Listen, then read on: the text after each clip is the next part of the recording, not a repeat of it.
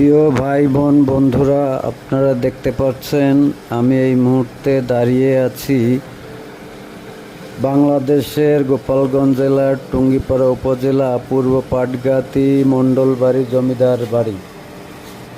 এই বাড়িটি নদী পথে যদি বলি তাহলে মধুমতির শাখা নদী বাঘিয়ার নদীর পার ঘেঁষে এই বাড়িটির অবস্থান।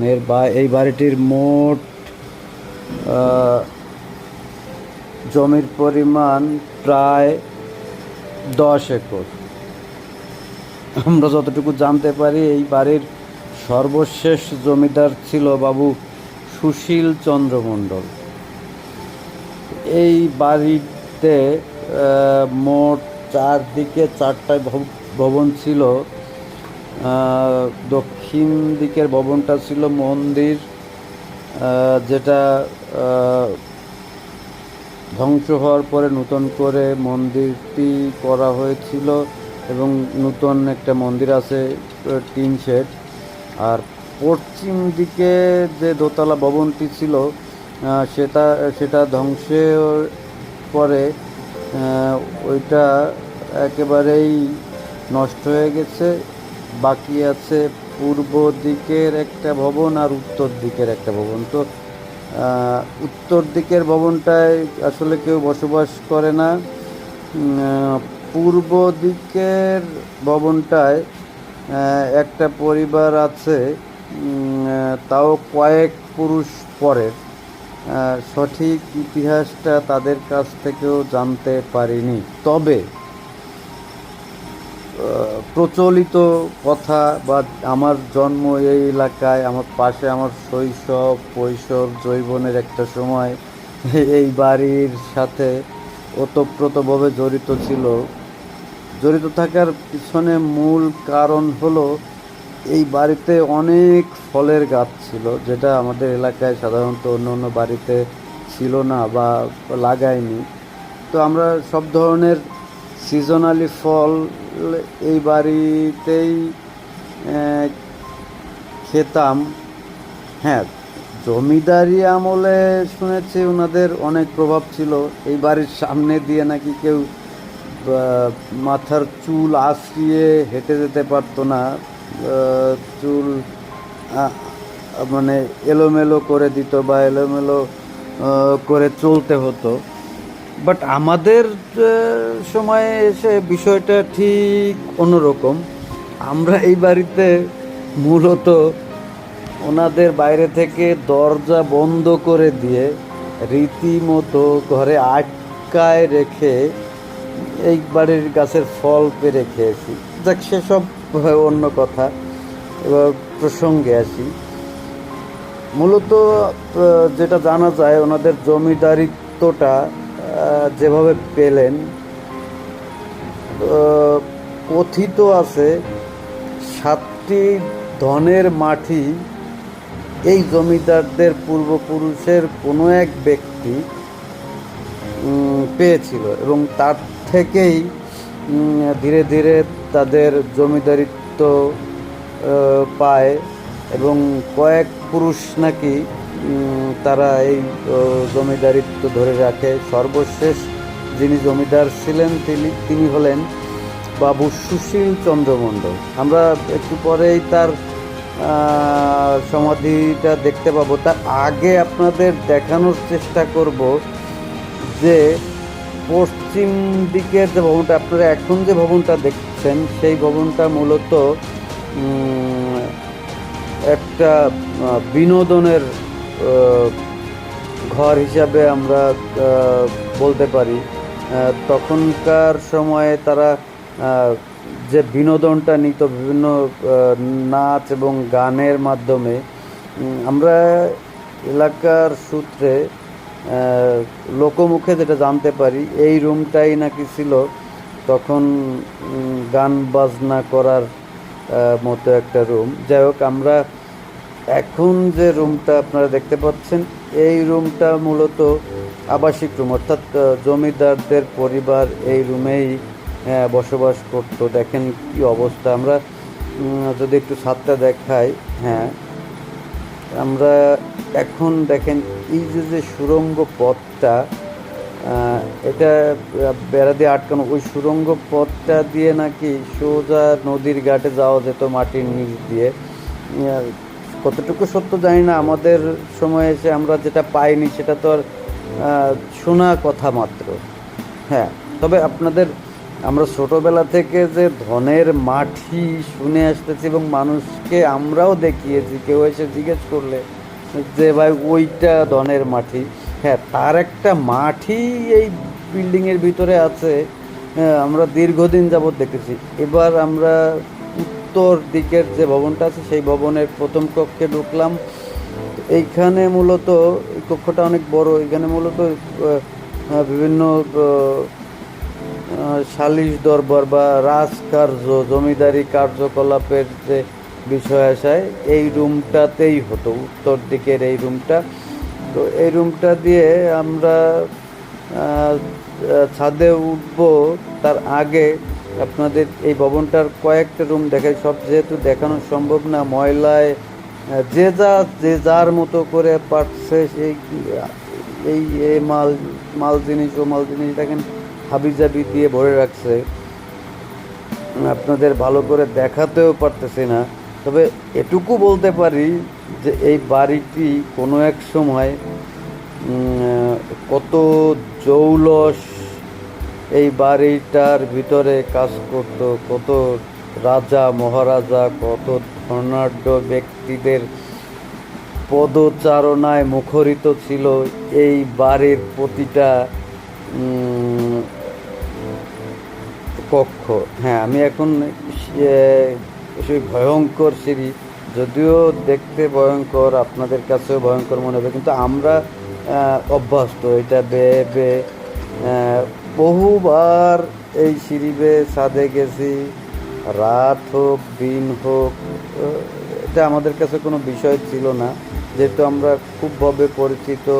আমাদের শৈশব, কৈশোর, এমনকি যৌবনের কিছু সময়ও আমরা এই বাড়ির দিয়ে ঘোরাফেরা করছি অবসর পেলে। আর আমাদের সময়, আমাদের ওই বয়সটায় এতটা মোবাইল আসক্তও ছিলাম না এখন যতটা। দেখেন এইখানে কিন্তু আমরা বসে এই জায়গাটায়, ঠিক এই জায়গাটায় বসে আমরা তাসও খেলছি, অর্থাৎ তাস খেলার হাতে করি, যেটা আমার বিশেষ করে এই জায়গাটায়, এই যে জায়গাটা দেখতে পাচ্ছেন, এখানে বসেই আমরা তাস খেলা শিখছি।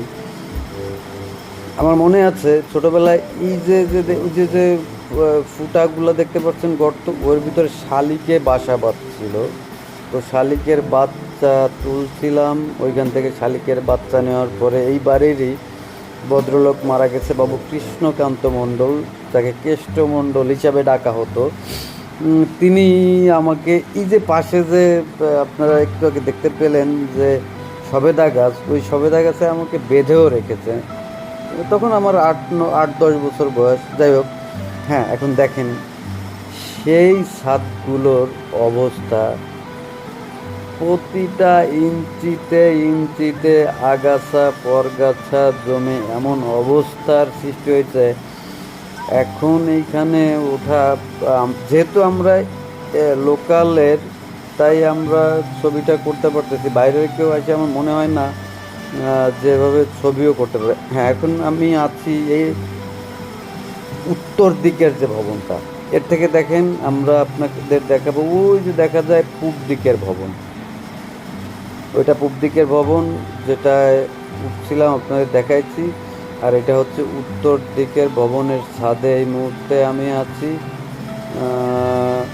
হ্যাঁ, এখান থেকে যদি দেখাই, পূব দিকের ভবনের উত্তর পাশের যে সিঁড়িঘর, পূব দিকের ভবনের 2টা সিঁড়িঘর আছে, একটা দক্ষিণ দিকে আর একটা উত্তর দিকে। ওই যে উত্তর দিকের সিঁড়িঘরটা দেখা যাচ্ছে, যে সিঁড়িটা দিয়ে আমি ওই ঘরে ওই ভবনটায় উঠছিলাম।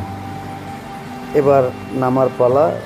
হ্যাঁ, এই উত্তর ধারের ভবনটায় একটাই সিঁড়ি, আর সেই সিঁড়িতেই আমি নামার চেষ্টা করতেছি। নামতে নামতে দেখায় এইখানে এই যে জায়গাটা, ওইখান থেকে একটা বড় ধরনের বিষধর সাপ কোনো এক সময় দেখতে পেয়েছিলাম। যাই হোক, সেটা অন্য প্রসঙ্গ, নাই বলি। এবার দেখেন, হ্যাঁ, আস্তে করে আমরা না, আমি নামতেছি সিঁড়ি বেয়ে বেয়ে। সিঁড়ি থেকে নেমে আপনাদের যে জায়গাটা দেখাবো মূলত, সেই জায়গাটা, যদিও এটা যেহেতু জমিদার বাড়ি, আর আমরা জমিদারিত্ব দেখিনি। এই যে যে দরজাগুলো আপনারা দেখতে পাচ্ছেন বন্ধ করা, এর ভিতরটা ছিল ফাঁপা, মানে খুব বড় জায়গা। জানি না এর ভিতরে কি হতো, তবে লোকমুখে যেটা শুনছি যে ওইখানে যারা খাজনা দিতে পারতো না, তাদেরকে ওই জায়গাটায় আটকিয়ে রাখা হতো বলে কথিত আছে। যেহেতু কোনো দলিল নেই, নর্মালি কথিত ছাড়া আর কিছু বলারও নেই। হ্যাঁ, এটা হচ্ছে আপনার উত্তর পাশের ভবনের বাইরের অংশ। দেখেন, আসলে বলার কিছু নেই, চারপাশটাই না জঙ্গলে পরিপূর্ণ। যেহেতু সরকারের কোনো উদ্যোগ নেই এগুলো সংস্কার করার, আর বাড়ির যারা আছে, একটা শরিক আছে, কিন্তু তার সেই শরিকটার জায়গা জমি তারা ঠিকঠাক মতোই ভোগ দখল করতেছে, এবং ওই শরিকটার যে বিল্ডিংটা মূলত পশ্চিম সাইডে ছিল, দোতলা ভবনটা, সেই ভবনটা, হ্যাঁ এই তো সেই ভবনের পাশে। এটা হচ্ছে, এখানে ঘোড়া টোরা রাখা হতো, আমি যতটুকু জানি। এখন যে জায়গাটা দেখতে পাচ্ছেন, এই জায়গাটা ওই বিল্ডিংটার নিচে ধসে পড়ার পরে বিল্ডিং, হ্যাঁ তার আগে বলি, যে যে জায়গাটা সিঁড়ি দেখেন, পুকুর পাড়ে সিঁড়িতে চলে আসছি। এই সিঁড়ির নিচে নাকি সোনার নৌকা আছে, যেটা নেওয়ার জন্য চোরের দল বহুতবার চেষ্টা করে সিঁড়িটার, অর্থাৎ এটা হচ্ছে ঘাটলা যেটাকে বলে, পুকুরে ঘাটলাটারে একেবারে ধ্বংস করে ফেলছে কয়েক দফা। এরপরে আক্রমণ চালিয়েছে সুযোগ পেলেই, যখন এই বাড়ির লোকজন থাকে না। সেই সোনার নৌকা, আসলে সোনার নৌকা আছে কি না, তবে এই মানে পুকুর ঘাটে নাকি সিঁড়ির নিচে সোনার নৌকা আছে। এটা ভেবেই চোরেরা মন্দিরের সামনে চলে আসলাম। এটা নূতন করে মন্দিরটি করা। এখানে জাস্ট এইখানেই বড় ভবন ছিল পুরানো, কিন্তু সেটা ভেঙে এখন নূতন করে মন্দির করা হয়। এখানে যারা আছেন তারা নিয়মিত সারা বছরের যে পূজাগুলো হয়ে জমিদাররা করে আসতেছিল, তারা এখনও সেটা করে। হ্যাঁ, ওই যে যে জায়গাটার কথা দেখালাম, আমি বলতে পারিনি, ওইখানে দুইটা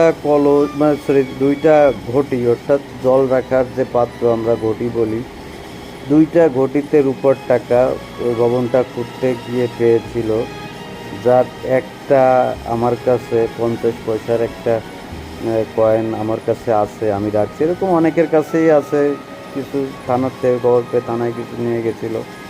এই হচ্ছে পূর্ব দিকের ভবনের, এটাকে রক বলা হয়, মানে বারান্দার মতো করে কিছু নেই ভবনের ঠিক বাইরে, সামনের অংশটা। এটা সাধারণত খোলামেলাই থাকতে হবে। ভবনটা তো যে দেখেন দেখা যাচ্ছে, এই হচ্ছে, এটাকে আমরা রক বলতো, কি জানি রক কি নাম বা কি বৃত্তান্ত। হ্যাঁ, এখন আমরা প্রায় সেই কাঙ্ক্ষিত মাটির কাছাকাছি এসে গেছি। আর একটু পরেই আপনারা দেখতে পাবেন যে মাটি তাকে বলা হতো, আমরা ছোটোবেলা থেকে শুনে আসছি, দেখে আসছি, এমনকি আমাদের কাছে কেউ জিজ্ঞেস করলেও বলতাম এই যে সেই ধনের মাটি। সেই একই অবস্থায়, আরও 30 বছর আগে মিনিমাম যে জায়গায় মাটিটা দেখেছি, ঠিক একই জায়গায় এখনও সেই মাটিটার অবস্থান। হ্যাঁ, আমরা প্রায় কাছাকাছি এসে গেছি। আর একটু পরেই আপনাদের দেখাতে পারবো সেই কাঙ্ক্ষিত ধনের মাটি। আসলে এটা হাস্যকর, কিন্তু লোক কথা, মানুষ এটাই বিশ্বাস করে আসছিল। কিন্তু আমরা যতটুকু জানি জমিদারিত্ব পাওয়া, কীভাবে জমিদারিত্ব লাভ করে, কিছু হয়তো আমরা জানি, সেদিকে না যাই। জাস্ট আমরা যতটুকু শুনে শুনে এই পর্যন্ত আসছি এই বাড়ি সম্পর্কে, জাস্ট আপনাদের সেভাবেই বোঝানোর বা বলার চেষ্টা করতেছি। বাকিটা কী বা কেমন সেটা সময়ই বলে দেবে। হ্যাঁ, এই যে আমরা যে রুমটায় ঢুকছি, দেখেন এই যে, এই এই যে হচ্ছে সেই মাটি। এরকম নাকি 7টা মাটিতে স্বর্ণ রৌপ্যর কয়েন পেয়েছিল, তার থেকেই জমিদারি শুরু। এই মাটিটাই সর্বশেষ 330 বছর যাবৎ ওই মাটিটা এই অবস্থায় দেখে আসছি। হ্যাঁ, এই দেখেন বাড়ির এক কোণের ভিউটা, ওই যে উত্তর দিকের বিল্ডিং বামাতে, ডানাতে পূর্ব দিকের বিল্ডিং, এই যে পাশেই যেখানে বড় ভবনটা ছিল দোতলা, সেটা ভেঙে গেছে, তাই সেখানে একটা টিনের ঘর করছে। হ্যাঁ, সর্বশেষ এই যে শেষ জমিদার যিনি ছিলেন, তেনার সমাধি এখানেই। তো সবাইকে